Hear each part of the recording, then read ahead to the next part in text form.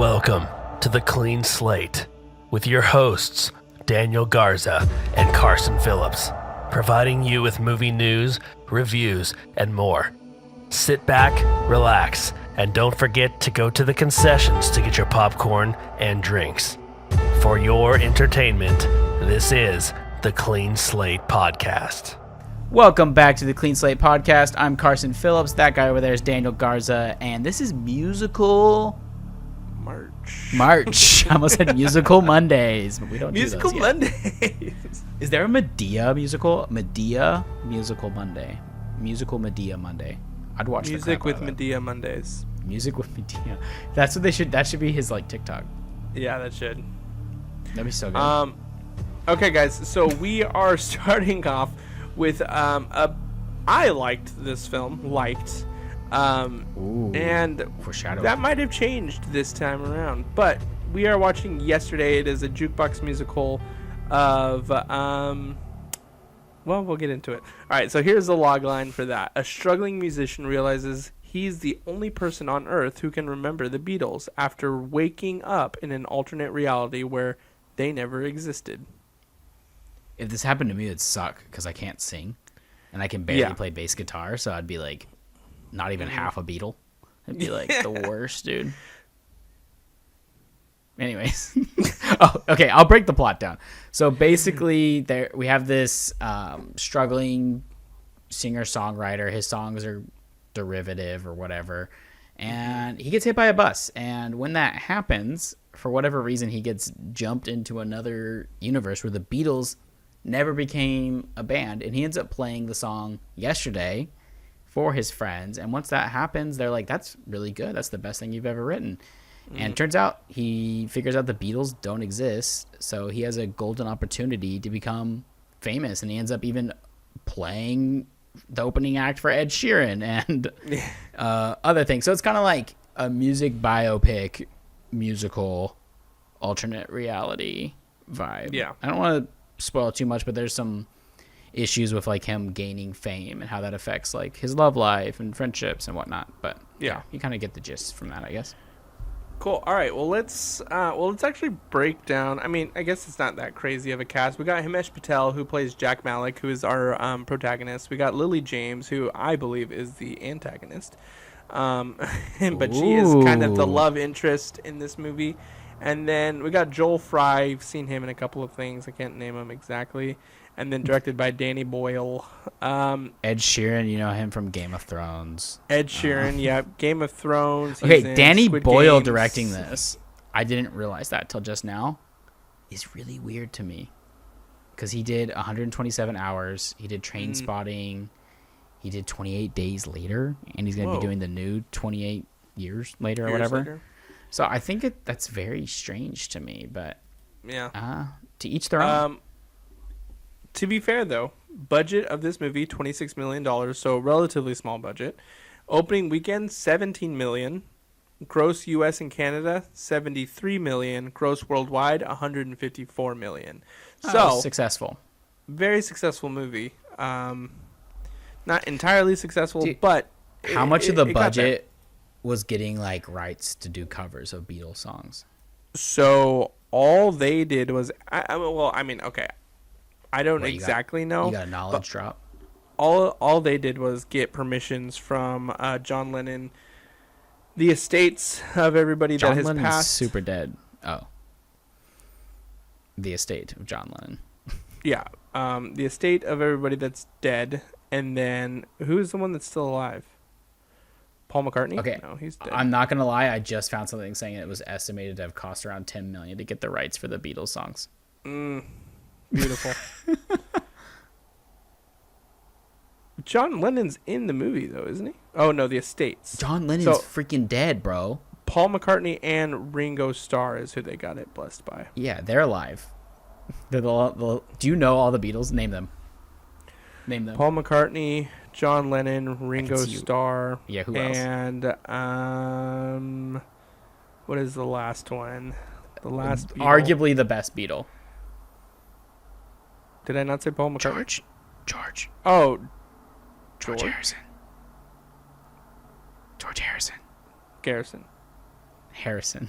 Oh Harrison. my god, George Harrison. Nobody knows George. he's the best. Okay, whatever. Okay, whatever. I'm probably gonna cut that out. No, you gotta leave it in. It's embarrassing in a good way.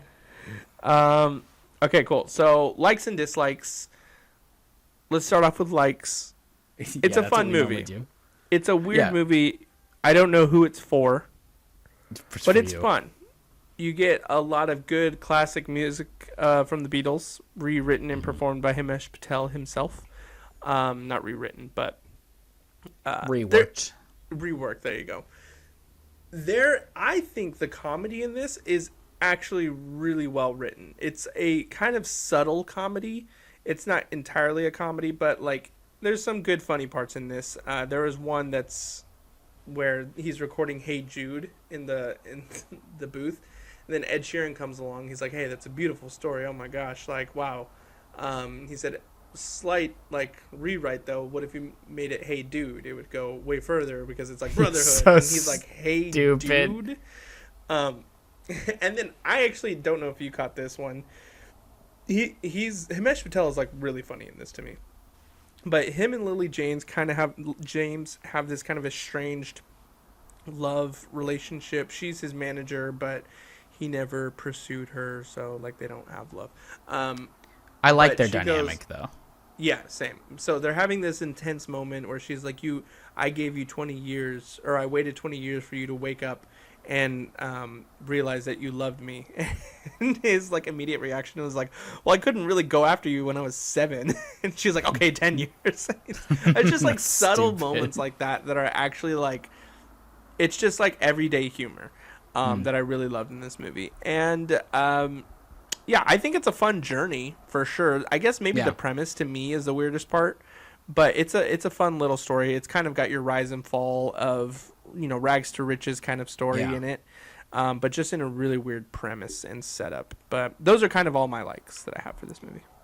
Yeah, I mean, I agree with those. I think the comedy of it is actually pretty clever, and the versions of the songs they make for this are pretty fun. Like, I think it's fun to listen to. If you've never heard the Beatles before, this could be a great introduction even. Yeah. And then also just, I think the premise is good, actually. Like, I think I like the premise. It does tie into a dislike of mine, so we'll get to that in a minute. I would agree with everything you said. It's pretty funny. I think it has a very satisfying ending. Like, I think it ties together. The film ties together really well. It's very much a crowd pleaser. It's going to make you happy. It's not going to depress you or anything like that. So it's definitely like, if you're feeling a little down, this might be a good watch. And like you said, like there's like little jokes here and there that are pretty funny. Yeah. Like John Lennon's character, not literal John Lennon, is in this, and he's like a crazy person, like a wizard. Like there's like a Harry Potter joke mixed with it too. So it's like, it's pretty smart. Like I would say it's funny. It looks good. So there's really nothing to say like I guess there's nothing egregious about the movie. And it's fun. And if you know kind of the Beatles history too, you can kind of see like how they're referencing some of the Beatles history, but twisting it in a fun way. And in a world where we have like a lot of alternate reality movies and like multiverse films now, this is like way less complicated and enjoyable, and more enjoyable than most of those. So I would recommend it if you haven't seen it, especially if you like this kind of music. I think it'd be a good watch. It does remind me of Blinded by the Light, and I have similar critiques to both films now. But okay, well, let's get into it dislikes. Then. Yeah. What are your dislikes? So we were talking before recording, saying like, this movie we've both seen multiple times, and I feel like each time I watch it, something about it I dislike more and more. And I'm not sure what that is fully. Like I can't really put my finger on it. And I think it's just the film's not, for lack of a better word, it's not dangerous enough, or it's not pushing boundaries enough. It's not taking any risk narrative wise. Like it's very by the book, despite having a really unique premise. And Blinded by the Light kind of does the same thing, except for that has more of a social thing going on. But I would just say they both don't deliver. And I don't know if that's like a symptom of being a jukebox musical, because a lot of them don't deliver. I feel like I'm trying to think of other ones that are like really good. I guess isn't Grease technically a jukebox musical? Yeah, I think so. I mean, that one's a classic, but like that's a super different case. Yeah, so I do recommend it still. It's just, yeah, there's something missing. It's missing. Maybe it's because Ed Sheeran shows up. Maybe that's what's funny is they like riff on Ed Sheeran so much in this movie. Like when they talk about like they take the private plane for the first time he's gonna go do the show, and then his buddy's like, "Hey man, love your music, even the rap." And then Ed Sheeran's like, "Really?" He's like, "Nah, maybe leave that to the brothers." It's just like, oh my god, stupid. And then there's that one other scene too where like two other people find out like are the only people in the world that remember the Beatles. Yeah. And they're like, "Hey dude," he was like, "I know that was bloody Ed Sheeran's fault." And it's just like, stupid. I don't know, Ed Sheeran caught a lot of strays in this movie, but I think overall the love story is probably the main reason that I stay interested in this movie. It's good because it's genuinely good. Yeah, but I just like you don't see a need for this movie. Like it's just a really weird premise. Maybe that's what makes it kind of unique in its own way. But I mean, the love story and the comedy is really what carries it, and the rest of like the actual story of him rise and fall is not. Like I'd rather just have a Beatles movie. Yeah, which is coming. 4 of them. 4 Beatles movies are coming around the corner. We did talk about that. Yep. Yeah, it just doesn't work for me, but I still like it. I own this movie. Same. So I hope I like it still. That's honestly why I said let's do this one first, because I knew that I owned it and we wanted to record before you leave.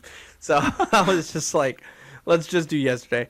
It's a good soundtrack too. Like I enjoy listening to their versions of the songs. Yeah. Yeah, and it's all just, performed by Himesh Patel. It's just really good. Yeah, he's good. He's actually pretty good singing voice.